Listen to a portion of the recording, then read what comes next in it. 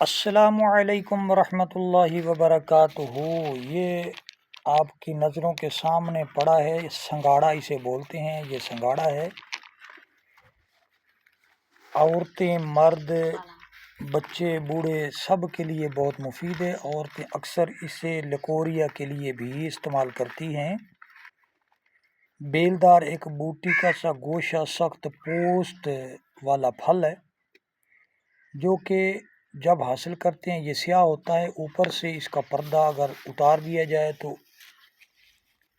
یہ سفید ہوتا ہے، بالکل سفید، لیکن جب اسے خشک کرتے ہیں تو اس کا یہ کلر جو آپ کے سامنے ہے یہ حاصل ہوتا ہے۔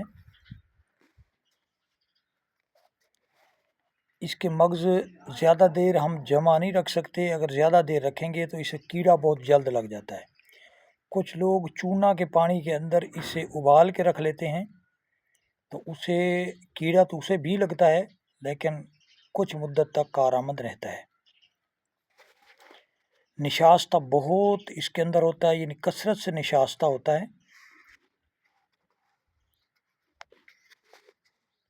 یہ پھیکا سا پھل ہے۔ تازہ سنگاڑا اگر لیا جائے تو سرد تر ہوتا ہے، خشک سنگاڑا سرد خشک مزاج رکھتا ہے۔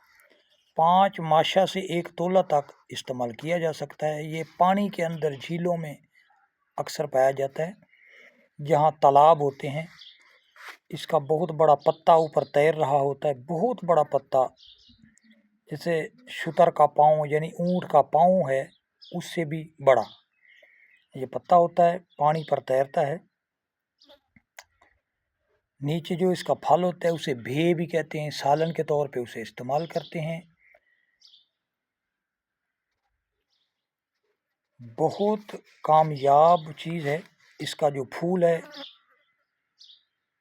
پھول بھی اس کا بہت خوب ہوتا ہے۔ سنگاڑے کے اندر سے، جڑ کے اندر سے جو نکلتا ہے وہ، یعنی بھے جو ہوتا ہے وہ الگ ایک چیز ہے، وہ بھی میں عرض کرتا ہوں وہ الگ چیز ہے۔ تو 5 ماشا سے 1 تولہ تک اسے استعمال کیا جا سکتا ہے۔